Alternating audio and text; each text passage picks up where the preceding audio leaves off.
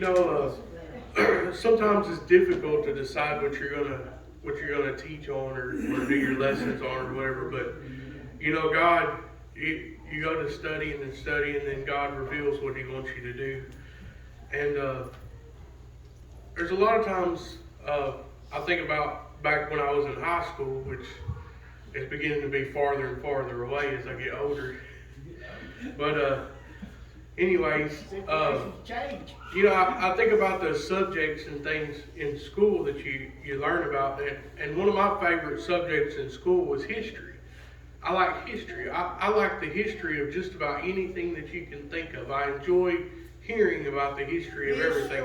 Even something as simple as to how a railroad track is made. You know, the history of how a railroad track is made, or you know, how they make a nail. You know, the history of how they originally designed nails. You know, anything. I love learning about the history of everything. And so I got to thinking about it. A lot of people, they'll say, well, you know, that the Old Testament is not important because we live by the New Testament. And you know, in a lot of ways, we do live by the New Testament. You know, we should live our lives by the New Testament, because if you live by the New Testament, even all the things like the Ten Commandments and things like that, if you live by the New Testament, you're going to abide by the Ten Commandments. Because if you love Jesus and you love your brother, then you'll never commit one of the Ten Commandments. You know. But anyways, a lot of people say, well, you know, that happened years and years and years ago. It doesn't even matter. Why do I need to learn this? For our examples. You know, it was given to us for our examples. And we're going to go to Romans chapter 15 and verse 4. Oh, love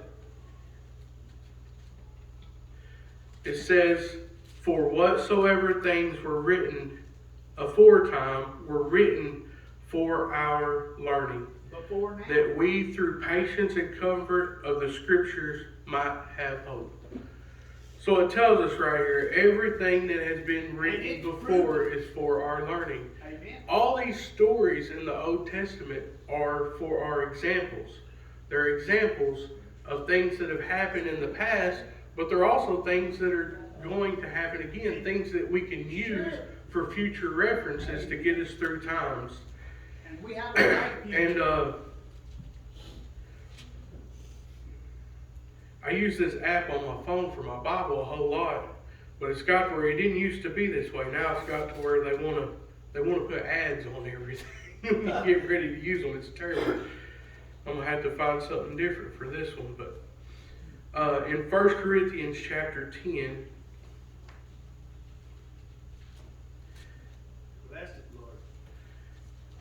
In verse 11, it says, now all these things happened unto them for examples, and they are written for our admonition, upon whom the ends of the world are come. to help us further along. All these things happened to them for examples. Be strong in the Lord. You know, even in the New Testament, it tells us that all the things that have happened in the past are important. And I don't know how many times that I've come across people that tell you, you know what, that's happened in the past, it doesn't matter. Why do I need to know this? Reconsider. And you know, even when I was in high school, it didn't bother me so much because I love history. But I heard other people tell the teacher, you know, well, that happened 200 years ago. Why do I need to know about that now? What difference does that make? Because it's important. That's why you need to know. Learn by your mistakes. You learn from your mistakes. You know, in Deuteronomy chapter 32, verse 7, it says, remember the days of old. Consider the years of many generations. Ask your father, and he will show you thy elders, and they will tell you. You know, back in the Bible days, they didn't have a whole lot of books, I don't guess, you know, back in the Old Testament times. So the word that got spread was through word of story, from where your father tells you a story, where your grandfather tells you a story. You know, and that's what it says. It says, remember the days of old, consider the years of many generations. You know, this is telling of stories that are handed down from generation to generation. This is their history. This was their history book. You know, they didn't have television. They didn't sit around and watch TV like we did. They would sit at home and they would sit. I just picture in my mind, everybody had wood burning fireplaces. They would just sit around this fireplace at night, and the fathers and the grandfathers and all that, they would just sit around and they would tell stories from when they were children, stories from when their fathers were children, stories from their grandfathers to their children and to their grandchildren. And these things were passed down because they were examples. They were things that we needed. They were things that we need to know as examples. Don't you love them? And Deuteronomy chapter 4 verse 9, I wrote down the New International Version. It says, be careful and watch yourselves closely so that you do not forget the things your eyes have seen, or let them fade from your heart as long as you live. Teach them to your children and to their children after them. Guard yourself against bad. And I thought this was really good, because if you don't pass history down from one generation to the next, it will be forgotten. Eventually, nobody will know.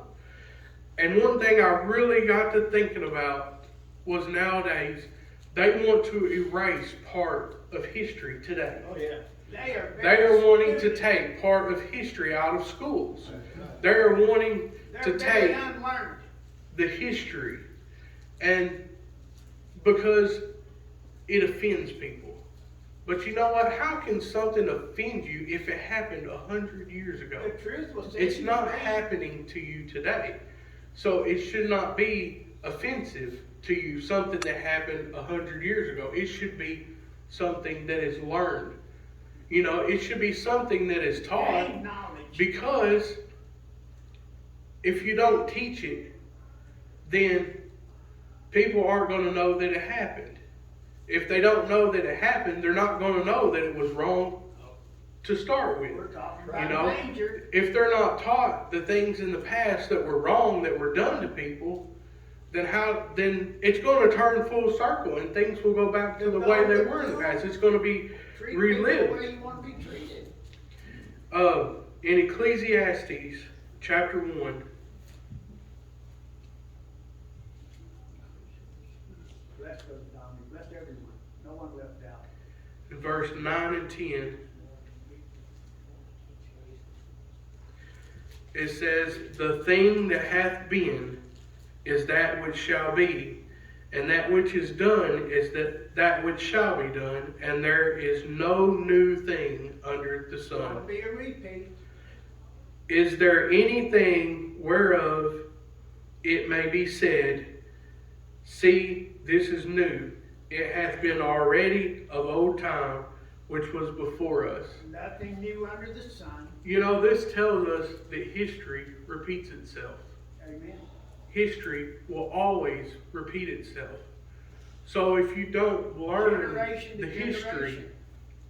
if you don't learn from the mistakes of the past, Oh. you can't move forward If you don't learn your in a better mistake situation. You know, Amen. history will always repeat itself.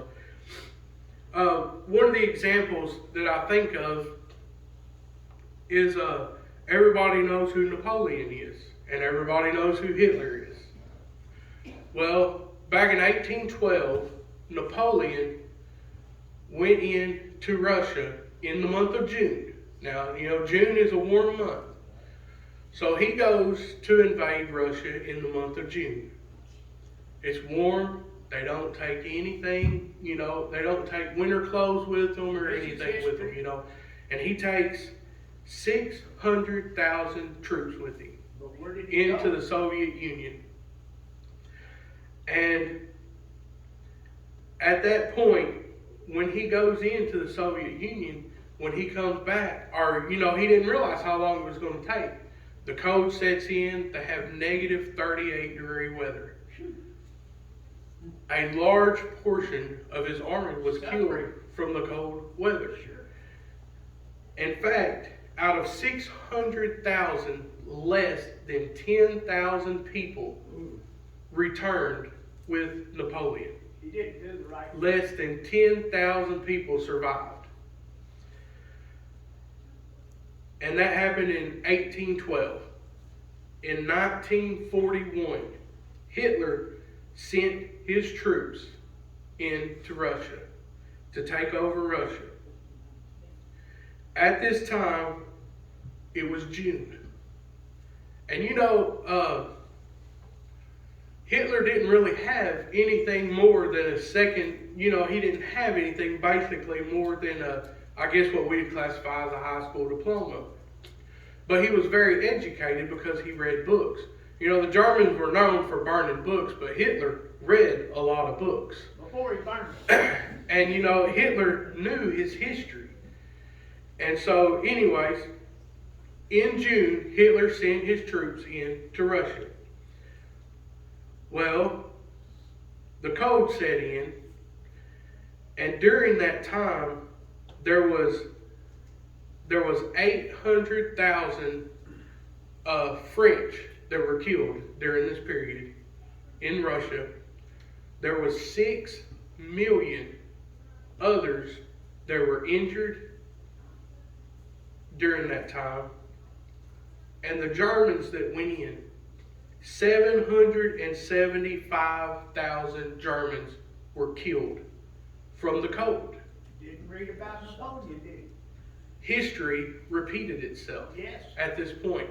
The same thing that destroyed Napoleon's army destroyed Hitler's army that he sent into Germany. No new thing. History repeats itself. This is just one example of history repeating itself. There are so many examples of history repeating itself that you couldn't really list them all. There's so many of them. And when you go through reading them, you can type in Google history that has repeated itself. And it will bring up hundreds and hundreds of pages Let's think of about things. personal history. And so many times, like I said, you hear people say that the Old Testament's not important. These are examples for us to live by. The New Testament, one of the ways that I've come that I really like to look at this is look at the New Testament. Yes, the New Testament happened years ago, but look at the New Testament as present day. Look at the New Testament as the way that we should live our life. And look at the Old Testament as our history book. It's the examples that has been set before us that we should learn from. Not that we have to live by everything that is listed in the old law, in the Old Testament. But they are given to us as examples because they will repeat themselves. The things that have happened to people in the past, the persecutions that people received for being Christians, that is repeating itself today. Yes. It is repeating itself today. Here, we aren't stoned for being Christians. We aren't set in front of a firing squad for being Christians. But in some countries they do. I believe in China they've done that to people. And I don't think it's been that long ago that they've done that to Christians. And in all these other countries, in India, we have a missionary that we're friends with from India. It's very dangerous over there. I think they've gotten a new leader that's more lenient towards Christians than what the other leader was.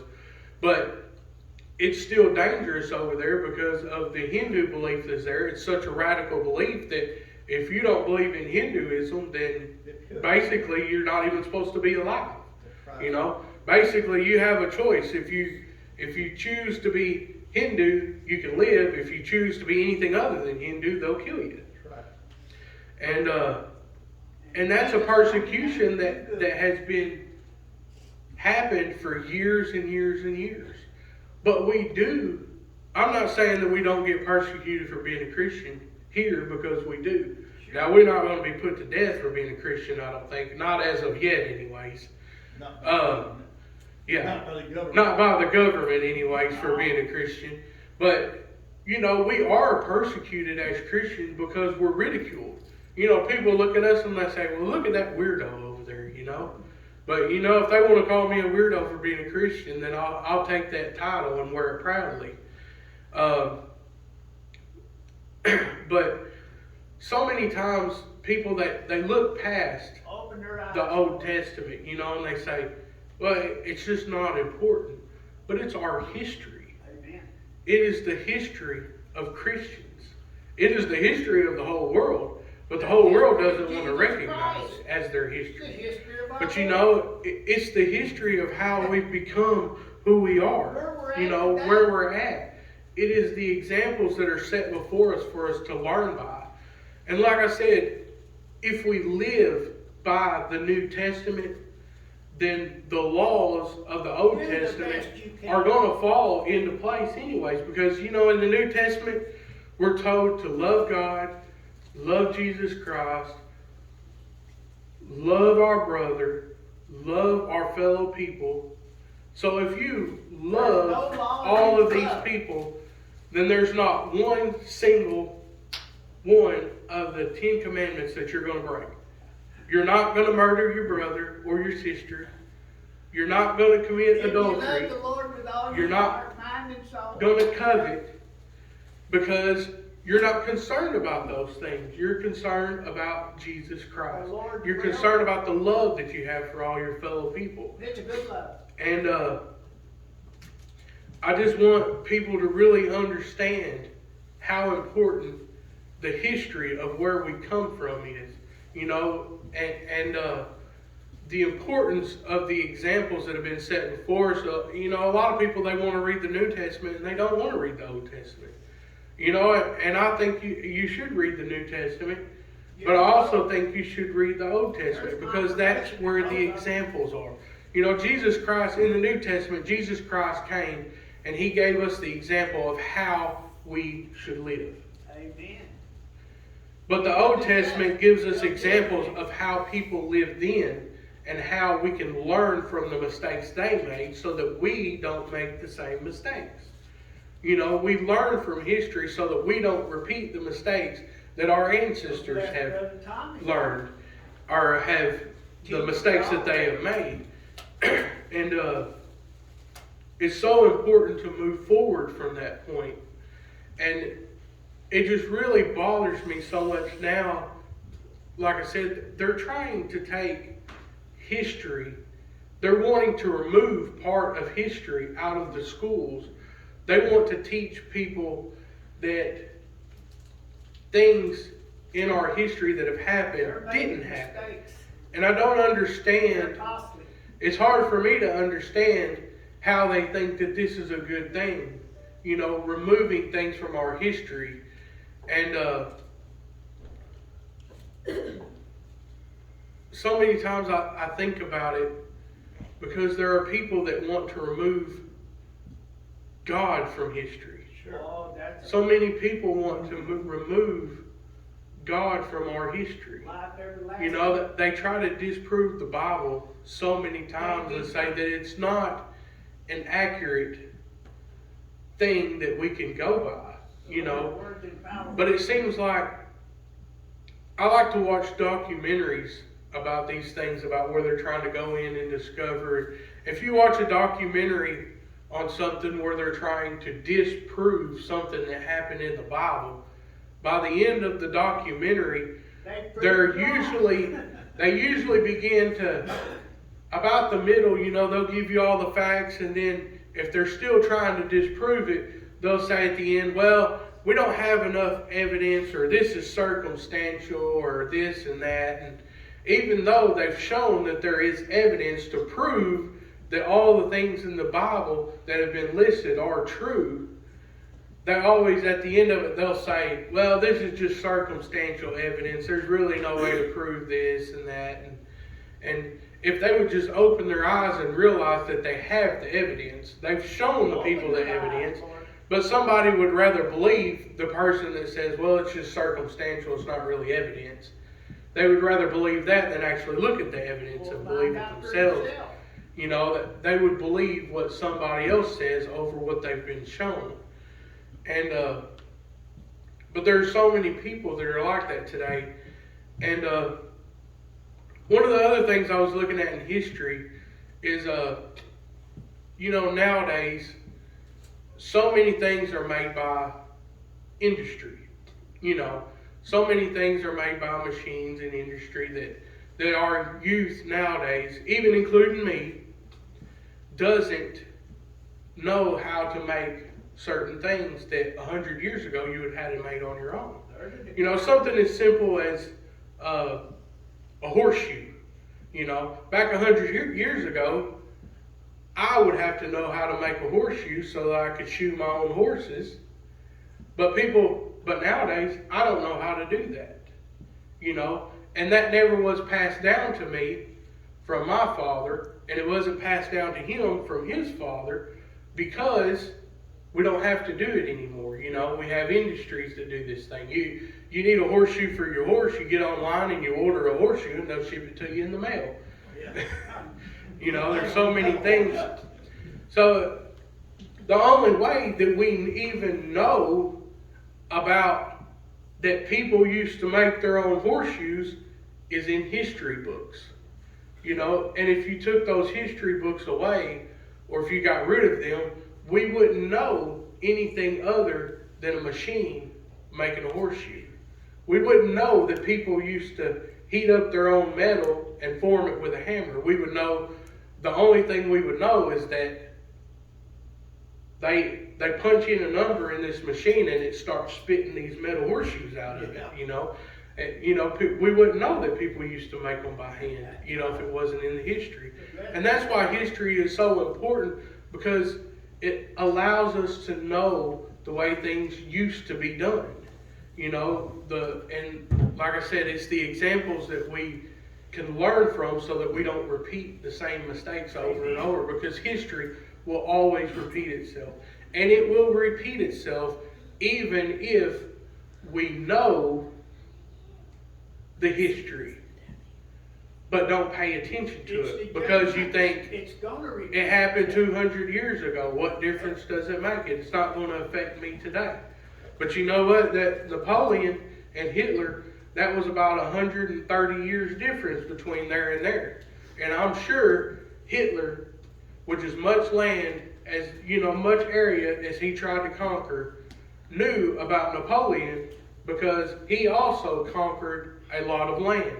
So he probably studied all these other people in the past that had conquered so much land and used some of their tactics. But in doing so, he repeated the same mistakes because he didn't pay attention to what was doing. You know, or he thought, you know what, well, I'm a better person than this person was in the past, you know. So I don't have to worry about these same things that he had to worry about. What we always have to do to worry about it, because they are put before us as our examples. Amen. Amen.